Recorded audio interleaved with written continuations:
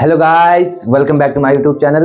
दोस्तों, पिछली वीडियोस में हमने पढ़ा प्रेजेंट परफेक्ट कंटीन्यूअस टेंस का हिंदी टू इंग्लिश ट्रांसलेशन। आज की इस वीडियो में हम पढ़ने वाले हैं पास्ट परफेक्ट कंटीन्यूअस टेंस का हिंदी टू इंग्लिश ट्रांसलेशन। तो बने रहिएगा वीडियो में एकदम लास्ट तक। अगर आपने पिछले वीडियोस को नहीं देखा है तो चैनल पे इसकी पूरी प्लेलिस्ट बन चुकी है, जाइए और सारी वीडियोस को देख लीजिए। तो चलिए बिना समय गंवाए शुरू करते हैं आज का वीडियो।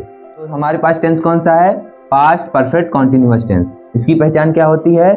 जब हिंदी वाक्य के अंत में रहा था, रही थी, रहे थे और साथ में समय भी दिया हो, तब हम समझ लेंगे कि हमारा टेंस किसमें है? पास्ट परफेक्ट कंटीन्यूअस टेंस में है। ठीक है। इसकी एक लौती सहायक क्रिया कौन सी होती है? Had been. एक ही सहायक क्रिया होती है, हैड बीन। ठीक है। और जैसा कि हमने पिछले वीडियो में पढ़ा था कि अगर हमें परफेक्ट कंटीन्यूअस टेंस का हिंदी टू इंग्लिश ट्रांसलेशन करना है तो उसमें समय भी दिया रहता है, और निश्चित समय के लिए हम किसका प्रयोग करते हैं? सिंस का, और अनिश्चित समय के लिए फॉर का प्रयोग करते हैं। ठीक है। और इसके बाद मैंने देखिए यहाँ पे स्ट्रक्चर भी लिख दिया है। सबसे पहले अगर अफर्मेटिव सेंटेंस है हमारा तो उसके लिए क्या स्ट्रक्चर होगा? सबसे पहले सब्जेक्ट, फिर हैड बीन, फिर वर्ब की फर्स्ट फॉर्म में आईएनजी, फिर ऑब्जेक्ट, फिर सिंस फॉर और टाइम। ठीक है। ये अफर्मेटिव का स्ट्रक्चर हो गया। उसके बाद नेगेटिव का स्ट्रक्चर, नेगेटिव बनाना है तो नॉट लगाना है, और नॉट कहाँ लगेगा? हैड और बीन के बीच में। ठीक है। हैड और बीन के बीच में कौन लग गया? नॉट। तो हो गया subject plus had not been plus verb की फर्स्ट फॉर्म में ING plus object plus since for और टाइम। ठीक। इसके बाद तीसरा हमारा इंट्रोगेटिव सेंटेंस होता है। इंट्रोगेटिव सेंटेंस क्या होता है? इंट्रोगेटिव सेंटेंस जिसमें प्रश्न पूछे जाते हैं, और ये दो प्रकार का होता है ना, एक हेल्पिंग वर्ब टाइप का होता है, डब्ल्यूएच वर्ब टाइप का। तो हेल्पिंग वर्ब के टाइप में क्या होता है? इसकी शुरुआत डायरेक्ट हेल्पिंग वर्ब से होती है। तो हेल्पिंग वर्ब कौन सी है? Had been. लेकिन इसमें सबसे पहले हैड लिखेंगे, फिर सब्जेक्ट और उसके बाद बीन लगाएंगे। ठीक है।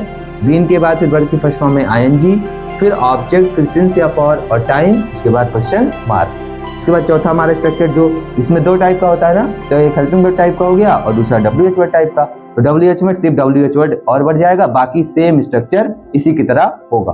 तो चलिए अब एग्जांपल्स लेके आपको हिंदी टू इंग्लिश ट्रांसलेशन करके दिखाता हूँ। पहला एग्जांपल हमने ले लिया है, वे मेरा 5 घंटे से इंतजार कर रहे थे। वाक्य के अंत में हमको कौन मिला? रहा था, रही थी, रहे थे मिल गया। तो हमने समझ लिया हमारा टेंस कौन सा है? पास्ट परफेक्ट कंटीन्यूअस टेंस है। और इसमें ना तो नहीं आया है ना क्वेश्चन मार्क आया है, तो सेंटेंस कौन सा हो गया? Affirmative sentence. Sentence clear, tense clear. अब सब्जेक्ट, वर्ब और ऑब्जेक्ट ढूंढते हैं। सब्जेक्ट कैसे पहचानेंगे? कौन 5 घंटे से इंतजार कर रहे थे? वे हो गया सब्जेक्ट। वे क्या कर रहे थे? इंतजार कर रहे थे, हो गया हमारा वर्ब। कब से इंतजार कर रहे थे? 5 घंटे से, ये हो गया हमारा टाइम। और किसका इंतजार कर रहे थे? मेरा, ये हो गया हमारा ऑब्जेक्ट। तो सबसे पहले क्या लिखेंगे? सब्जेक्ट। सब्जेक्ट कौन है? वे के लिए दे, और एक ही है हेल्पिंग वर्ब है तो वही लगेगी। तो दे के साथ क्या लगाएंगे? Had been. फिर इंतजार करना वर्ब लिखेंगे ना, वर्ब की फर्स्ट फॉर्म इंतजार करना मतलब वेट, और उसमें लगाएंगे आईएनजी। क्या हो जाएगा? Waiting. They had been waiting. किसका इंतजार कर रहे थे? मेरा, यानी मेरे लिए इंतजार कर रहे थे ना, तो मेरा का इंग्लिश क्या हो जाएगा? For me. मेरे लिए इंतजार कर रहे थे ना, मेरा का मतलब मेरे लिए, यानी for me. They had been waiting for me. कब से इंतजार कर रहे थे? 5 घंटे से। ये निश्चित समय नहीं है, यानी 5 घंटा आया है तो ये निश्चित समय नहीं है, इसलिए क्या लगाएंगे? For 5 hours. 5 hours, full stop. ये हो गया हमारा पहला एग्जाम्पल। चलिए दूसरा एग्जाम्पल देखते हैं। दूसरा एग्जाम्पल क्या है? मैं मंगलवार से इतिहास नहीं पढ़ रहा था। मैं मंगलवार से इतिहास नहीं पढ़ रहा था। जैसे ही वाक्य के अंत में हमने रहा था देखा हमने, और साथ में समय भी देखा, हमने समझ लिया कि हमारा टेंस कौन सा है? पास्ट परफेक्ट कंटीन्यूअस टेंस है। ठीक है। और वाक्य में नहीं आया हुआ है, इससे हमको ये भी पता चल गया कि हमारा सेंटेंस कैसा है? नेगेटिव सेंटेंस है। Sentence clear, tense clear. Subject, verb और ऑब्जेक्ट ढूंढो। कौन मंगलवार से नहीं पढ़ रहा है? मैं, ये हो गया सब्जेक्ट। मैं क्या नहीं कर रहा हूँ? पढ़ रहा हूँ, ये हो गया हमारा वर्ब। क्या नहीं पढ़ रहा हूँ? इतिहास, ये हो गया हमारा ऑब्जेक्ट। कब से नहीं पढ़ रहा हूँ? मंगलवार से, ये हमारा हो गया टाइम। ठीक है। तो सबसे पहले क्या लिखेंगे? सब्जेक्ट। सब्जेक्ट कौन है? आई। तो आई के साथ यहाँ पे एक ही हेल्पिंग वर्ब है तो हैड बीन ही लगेगा, लेकिन इसमें नहीं आया हुआ है तो क्या लगाएंगे? नॉट। तो हैड और बीन के बीच में लग जाएगा नॉट, फिर लगाएंगे been. I had not been. अब इसके बाद वर्ब, वर्ब की फर्स्ट फॉर्म, पढ़ने की इंग्लिश रीड, और क्योंकि ये कॉन्टिन्यूअस में तो लगेगा आईएनजी, क्या हो जाएगा? रीडिंग।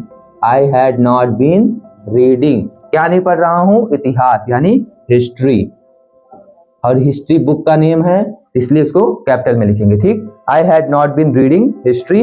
कब से नहीं पढ़ रहा हूं? मंगलवार से। फॉर लगाएंगे कि सिंस लगाएंगे, क्योंकि यहाँ पे हफ्ते में दिन का नाम आया हुआ ना, सोमवार से मंगलवार से कोई भी दिन का नाम आएगा तो उसके लिए लगाएंगे सिंस। क्या हो जाएगा? सिंस मंगलवार से यानी ट्यूसडे, फुल स्टॉप। ये हो गया हमारा अफर्मेटिव और नेगेटिव सेंटेंस। चलिए आप देखते हैं इंट्रोगेटिव सेंटेंस का हिंदी टू इंग्लिश ट्रांसलेशन। ले लिया है इंट्रोगेटिव सेंटेंस। इंट्रोगेटिव सेंटेंस क्या दिया गया है? कुत्ते 1 घंटे से क्यों दौड़ रहे थे? कुत्ते 1 घंटे से क्यों दौड़ रहे थे? जैसा कि वाक्य के अंत में हमको कौन मिला? क्वेश्चन मार्क मिला। हमने समझ लिया कि हमारा सेंटेंस कैसा है? इंट्रोगेटिव सेंटेंस है। और इसमें कौन सा WH वर्ड आया है? क्यों आया है, ठीक है। और क्यों की इंग्लिश क्या होती है? व्हाई। Sentence clear? आप टेंस पहचानो। टेंस वाक्य के अंत में कौन मिला? रहा था, रही थी, रहे थे, यानी रहा था, रही थी, रहे थे मिला, और साथ में हमको कौन मिल गया? समय भी मिल गया। तो समय भी दिया है, रहा, रही, रहे दिया गया है। तो टेंस कौन सा हो गया? पास्ट परफेक्ट कॉन्टिन्यूअस टेंस हो गया, ठीक। Sentence clear, tense clear. अब सब्जेक्ट वर्ब और ऑब्जेक्ट ढूंढते हैं। कौन दौड़ रहे थे? कुत्ते। ये हो गया सब्जेक्ट। कुत्ते क्या कर रहे थे? दौड़ रहे थे, वर्ब, ठीक है। सब्जेक्ट वर्ब और ये समय दिया गया है, ठीक है। तो और इंट्रोगेटिव सेंटेंस है और WH वर्ड टाइप है, तो सबसे पहले क्या लिखेंगे? WH word. तो क्यों की इंग्लिश? व्हाई। उसके बाद लगाएंगे हेल्पिंग वर्ब। हेल्पिंग वर्ब क्या है? हैड बीन, लेकिन हेल्पिंग वर्ब में सिर्फ हैड लिखेंगे, ठीक है। बीन को सब्जेक्ट के बाद लिखेंगे। व्हाई हैड, अब सब्जेक्ट कौन है? कुत्ते। कुत्ते यानी dogs. Why had the dogs लिख सकते हैं, ठीक है, प्लूरल में है ना। Why had the dogs. इसके बाद लगाएंगे बीन, दौड़ने की इंग्लिश रन, और इसमें लगाएंगे ING, क्या हो जाएगा? रनिंग, ठीक। Why had the dogs been running. कब से दौड़ रहे हैं? 1 घंटे से। For an hour. 1 घंटे को लिखने के लिए क्या लिखेंगे? एन आवर, ठीक है।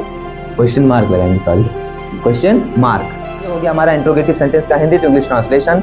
और इसी के साथ पास्ट परफेक्ट कॉन्टिन्यूअस टेंस भी होता है समाप्त। मिलते हैं अगली वीडियो में फ्यूचर परफेक्ट कॉन्टिन्यूअस टेंस के साथ। अगर आपने अभी तक पिछले वीडियोस को नहीं देखा है तो चैनल पे जाइए, इसकी पूरी प्लेलिस्ट बन चुकी है, आप लोग पूरे वीडियोस को डिटेल में समझ सकते हैं। मिलते हैं जल्द ही अगले वीडियो में। अगर आपको आज का वीडियो अच्छा लगा हो तो लाइक जरूर कीजिए और इस वीडियो को अपने सभी दोस्तों में भी शेयर कीजिए। और अभी आपकी स्क्रीन पर एक एक्सरसाइज आ रही होगी, इसको जरूर प्रैक्टिस करिए। मिलते हैं जल्द ही अगले वीडियो में, तब तक के लिए धन्यवाद।